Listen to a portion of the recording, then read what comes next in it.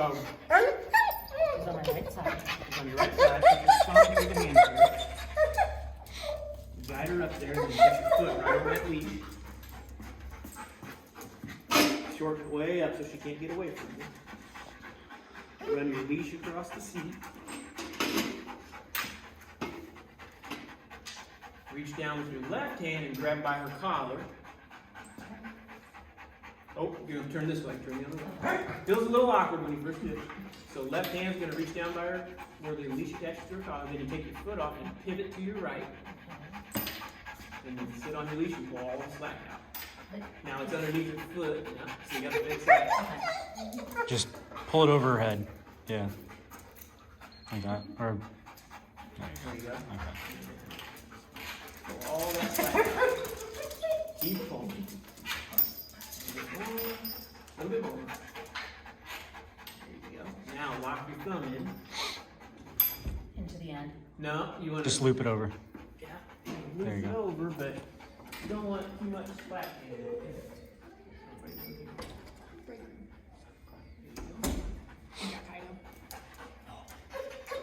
Yep, and then you're just long. Now you're in for the ride. Then here's what we're gonna go over. I'm gonna give this to you. I'm gonna give this to you. And you can record this whole session if you want, or you don't have to, whatever you want to do. But that little piece right there is that's one of the first like little technical pieces, and if you master that, then everything else when we get into the skill part of things gets pretty technical. There's a lot to all this stuff. All right? But right now, it's just sitting still and kind of controlling ourselves. And something I try to tell everybody is you got to convince this dog of 3 things. And if you do, they really start settling down. You got to convince them that you can control her, first of all. And right now, the only control you have, and there's different motivators that we use, which is food, toys, and social attraction. The only thing you got right now that's going to control this dog is pressure and restraint and holding on, but being real clear about doing it. So you got to convince her you can control her, that you can control the environment. So when she comes into this spot, we want a sense of neutrality. Like those dogs aren't going to hurt you. Nobody in here is going to hurt you. When I went out there and met you, I didn't interact with her. I don't want to emotionally spike her any more than she already is. And then the third one, the hardest one, is control yourself. And that is, boy, it's hard to do because you want to reach down and, like, it's okay, don't do none of that. Just let her be. And she will start to settle faster and faster. Yeah. Now, again, there is a genetic component to this. There is certainly a genetic component. And when people breed these dogs, all German Shepherds are not created equal. They're all over the place. And these, would you call her Sable? What was she? Is she black? What is she? She's black and tan. Is she black and tan? All right, but she's that, like we see a lot of female German Shepherds that look like this, that act like this. Okay. Yeah, and so when I say there's a genetic component, for sure. Loud, reactive,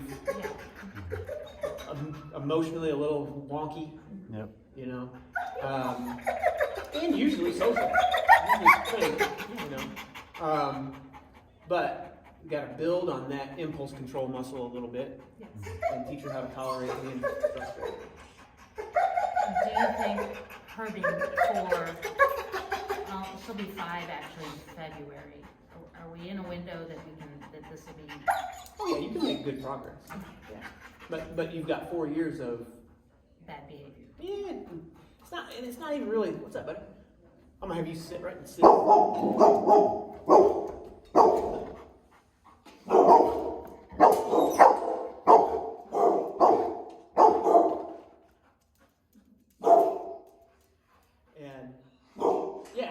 so you've got 4 years of the dog being reinforced for all kinds of stuff, And who knows when she was a puppy, during the critical period of development, what she's seen or didn't see, But yeah, you can make good progress with her. So this is our layered stress model, right? This is your little roadmap to kind of straightening things out. So basically what this is if you got a dog and one or more of these things is not in line, and you've got a stress scale of 1 to 10, and your dog is living at a 7, 8, 9, 10 all the time, then the behavior's gonna follow.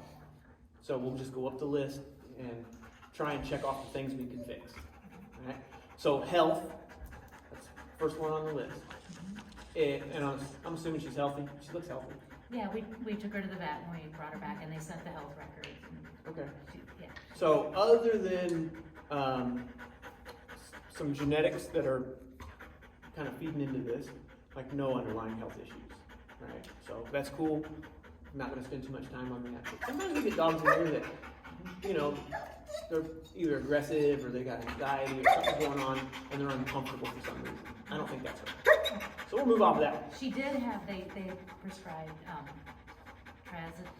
trazodone for, she had a prescription for that. Yeah, But they always we don't give it to her. They always do, and man, 9 times out of 10, it's not a medication problem. It's understanding and learning the dog and living with them appropriately that helps them. Yeah. Yeah. So lifestyle, that's the one on the list. That's the next one on the list. Okay. 2 forms of lifestyle that we try to cover. The first one is management in and out of the house, interacting correctly with the dog, Okay. making sure we're not accidentally reinforcing things we're trying to stop. Mm-hmm. And basically right now, you're in the phase, we call it extinction. So let the baby cry it out in the crib and set her up so she can be successful doing that. If she's got too much freedom in the house, I don't know how much freedom she has in the house, it will not help your cause. If she's rehearsing anything you're trying to stop, so bury your frustration, you told me she's barking at the other dogs in the backyard, and you can put a bark collar on her. That's and I understand that, and I'm not opposed to bark collars. We definitely use it. But I would not, if she was mine, she'd be on a leash in the house, in somebody's hand. So leash and collar management, umbilical cord, Okay. because I want to guide her and show her what to do. Like I'd make her sit at every door. We Don't do even- that, yeah. Don't even have to say anything. Right. Just place her and sit. Just without saying any word, you just use your hands. Yeah. Oh, okay. Is that recording? Yeah. Are you Yeah. sure? Because I turned it off. Okay. And we have a couple other methods for doorways, but for her, I would just hand on the collar or on the leash, and other hand on her butt, just put her to sit, and be real patient. This dog, you cannot, if you move forward, when her mind's going like this, does she stay in a crate? Yep. Don't let her out of the crate until she's set. Use the door to block her access from coming out. Reach in there and clip the leash on before she ever comes out. When she comes out of the crate, put your foot right on the leash. Wait till she just does that before you walk off. Everything you have to do right now is pretty time consuming because you just can't move forward until she relaxes. Going out the door, getting in the car, you name it. These dogs are notorious for, and we work with every client, like when going from the car into the building, they'll be like, or going from here to the car, especially. Yep. You stop. You gotta teach her like calm attention is what is going to gain you access to what you want. It takes some time to whittle that down. That's the lifestyle part. Good management that doesn't allow for things that we're trying to stop. The other side of that is biological fulfillment. And that's not something we'll get into today, but I'm going to explain it. So, like, what does she do that would be, biologically fulfilling for this dog? Like, what do you play any games with her? Does she play tug or fetch? Oh, yeah. Does all that stuff? She'll play tug of war. We'll kick a ball around. She doesn't really fetch outside, but she'll fetch inside a little bit. Okay. She has an interest in, like, we have like a little, Bones, like a especially. frisbee. Well, she chews bones a lot. Yeah. But she has a little, like a 3-pointed frisbee that we play with a little bit and she'll go and get. All right. So, here's the thing. Now, that's awesome information, and what you said is what we're going to touch on. She will play in the house, but she won't play outside. So when you have a dog that is, if the reinforcer is only used in one spot and she's comfortable with that, if you have a dog that's a little environmentally weak like she is, you need that reinforcer outside of the house. Okay. So I would not play with her in the house. Okay. I wouldn't even give her anything to self-satisfy in the house. I would put everything up. Even bones. Well, maybe give her a bone once in a while, but on your terms. I wouldn't leave stuff just laying around. Oh, Because everything that, if you leave any pacifier, she's got a toy, she can bring it up and you can play with her and all that. In that environment, when you go outside, you have no leverage. And then, for her, you want to do any games you're going to play. This falls in the biological fulfillment category. Any games you're going to play, you want to build some drive and motivation for the game so that you can use it in different environments. Then you want to put some self-control on it. So we teach the way we teach tug. We teach it so that the dog learns emotional control. They learn how to start, they learn how to stop, they learn how to let go. You can put some obedience on it. If we're teaching fetch, same thing. We eventually teach structured fetch where you gotta sit still, I'm gonna throw the thing out, you gotta wait, then you're gonna go get it. And when I say biological fulfillment, what I mean is all those games are predatory in nature. And that predatory sequence is seek, stalk, chase, catch, kill, dissect, consume. That's what it is. That is not on it. She'll have all this for you. yeah. So your predatory sequence this is important to know this, Yeah. because if the games you're playing is just seek, stalk, catch, that's all eyes. And when you have that, or running up and down the fence, it's all eyes. And it just keeps the dog like this all the time. Yeah. So you gotta tap into stalking, which is a stay, and seeking, using the nose, right? Mm-hmm. And so down the road, like I wouldn't play any different with her right now. I'd take her outside, she'd be on a line, I'd be playing with her on a big 30, 40, 50 foot line. Okay. She ain't gonna play. You're gonna take her outside, she's gonna be weirded out by the line, we're gonna try and play with the ball, she's gonna be like, no. And you just gotta keep going up there and pecking away at it until you get, she's like, okay, I can do this. She starts, once we build the same drive outside that we have inside, then we put some rules on it. Okay. And one of the first things that I like to do once the dog has the drive is we throw that thing out there, and now, once it stops moving, she's not relying on her eyes anymore. She's got to put that nose to the ground, she's got to find it. That opens up a whole new spot in the brain. And that is one of the nicest, there's a lot of pieces to this, but that's one of the nicest way to modify behavior. Get them using a different section of the brain, not just their eyeballs. Yeah.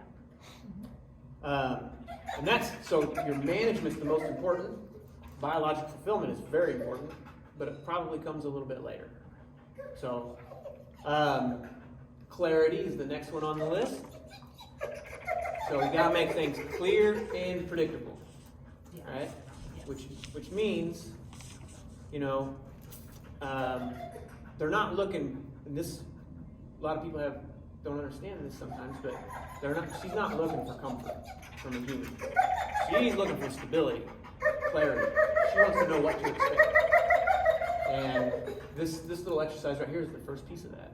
When mom or anybody sits on that leash, she's going to very quickly start to understand, oh, there's nothing going on. And that brain will just unwind. She'll lay down and relax. Clarity. Every doorway, if you want to go through this door, you're going to have to be calm and relaxed. Not just assuming a position. You got to be relaxed. You want to build lots of social drive. Like, you need her to be less dog-centered and more human-centered. Think about what do you want? What do you want me to do? You know? And then that stuff starts to modify the behavior of the dog. It's super important. And then the last one is the leash. So the leash is tricky because if the dog only knows it as a restraint, and a restraint that bungees, doing, then they just start digging in. And then when you add the prong collar, I'm not opposed to prong collars, but the prong collar is actually for finishing work. So the prong collars, after the dog is trained, you put a prong collar on and you clean up what you've already done. With this dog, if you're just using it to help control her, you're probably pushing as much as it's controlling. It's like spurring a horse. So we usually start a dog like this on a chain collar. Okay. Something that tightens up when she leans into it and loosens Yes. up when you let out. Okay. Yeah. I have one of those from, a late dog. Yeah. Or- And then leash and collar management in the house on a short leash like this. But when you go outside, I'd have her on a 50-foot line. Like a 50-foot line that's in my hand, not attached to anything. And then I start working on her recall. I'm gonna be with her dog. Right? She wants to run and bark at the fence. I'm gonna go, come here. I'll call her off of it. Okay. Lots of clarity, lots of guidance, lots of structure. Super important. Super duper important. So that's like if we get, and all of these are a little out of whack, and they always are with new dogs. These are all a little out of whack, except for the health. And so, like, she's living life on teetering on an 8-9, you know, which makes it hard to navigate the real world. So we can whittle her down to like a 4 or 5, a whole different dog. So now, for you guys, like, do you have any like goals or expectations, or what would you be happy with, or what would say? Give me 3 things that you want to change, that you would like to see change. Calm, getting into the car and, you know, going someplace and being able to take her into public and without the reactiveness and all of that. So, Yeah. Okay. So that's making life real clear, and that's giving her some exercises that just teach her how to just settle. You know? exactly. And you can't tell her to settle. You can't, not right now. And you can't, if you put her, if we did obedience, we teach it down, she's going to assume the position, but she ain't, her brain's She's not settled. Uh-uh. Yeah. She's got to find it on her own. You just have to set her up to do that. Right. Okay. And your best piece of communication is leash. So short leash, long leash, whatever. You know, we use 3 different leashes. We use a 50-footer, a 15-footer, and then that 6-footer. Makes sense? Yeah. You guys got anything to add over there? She reminds me a lot of Kona. Yeah. A lot, yeah. Yeah. Do you She got cute little legs. Uh-huh. have anything, Dan, that you want to see in her a bit?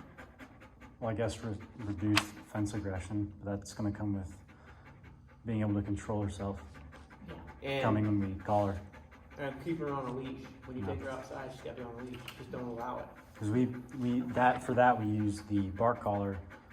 She would go be aggressive. She would bark. It would shock her, and then we'd call her. She'd come, and then we'd give her praise and stuff like that. And then she wouldn't typically go be as aggressive, and that has helped quite a bit, even when the collar's off. But once she realizes she can keep barking, then she'll just keep barking.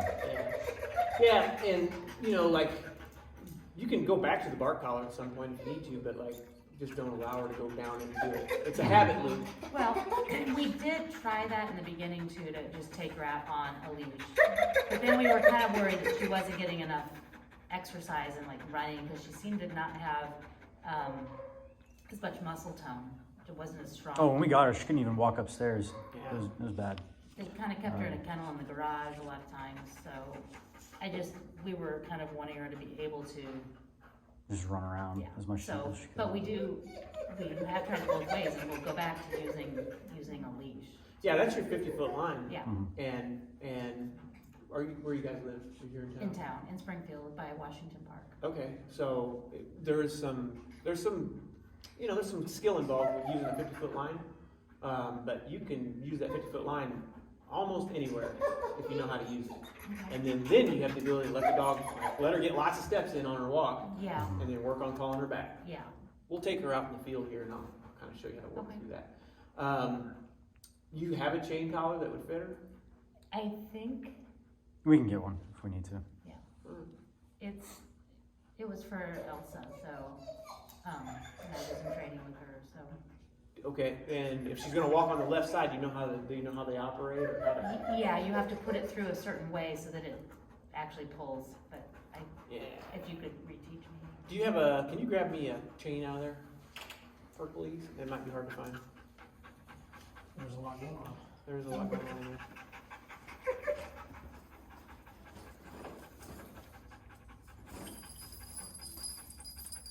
What size do you think she is? 20.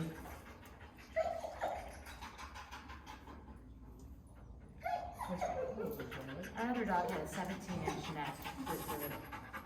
Would that be the same size or would it be different size? So when you put it on, I like to have about, I don't know, 2.5, 3 inches of slack when it's pulled tight. And I think a 20-inch collar, she would have about that much slack when it's pulled tight. And we're not gonna put it on her head, so we just need one to kind of demonstrate. That's good. That's fine. Thanks, sir. This is actually an 18. That's okay. We're not gonna put it on her head. This would go over her head, but it's I gonna didn't count all the chains. I mean, come on. That's a guesstimate. Yeah. So what you do is simple enough. You can drop it through either ring. It doesn't matter. Right. And then you have a dead ring. That's the one that doesn't do anything. And then you have a active ring. That's the one that does all the work. Okay. If she's on your left side, if this is her head, it should operate like that. Yeah. And it should slide and, yeah. Yep. If it's upside down, it'll look like this. When you put the And it tension- won't come back out, yeah. Yeah. Okay. Yeah. So if your chain collar at home, if you put it on her head, when you pull it tight, if you got about that much slack, you're cool. Okay. If you got that much, way too big. Too much. Yeah.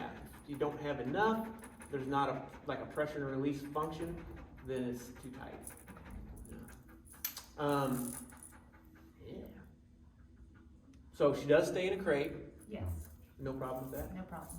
Relaxes when she's in there. She does, yeah. She sleeps all night and we let our original dog out first and then we let her out. But she does, you know, bang and bang and bang on the door. She doesn't bark, but she just, is, you know, showing excitement. In the kennel. In the kennel, right, at the kennel door. Okay.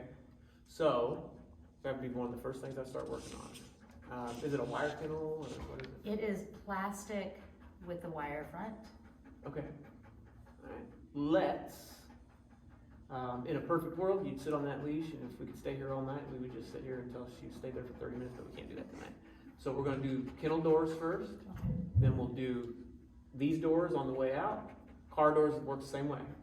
I'm gonna flap that car door until the dog relaxes, and then we'll go outside on a 50-foot line. Okay. So, I'm gonna have you go put her in that in kennel right over here. Okay.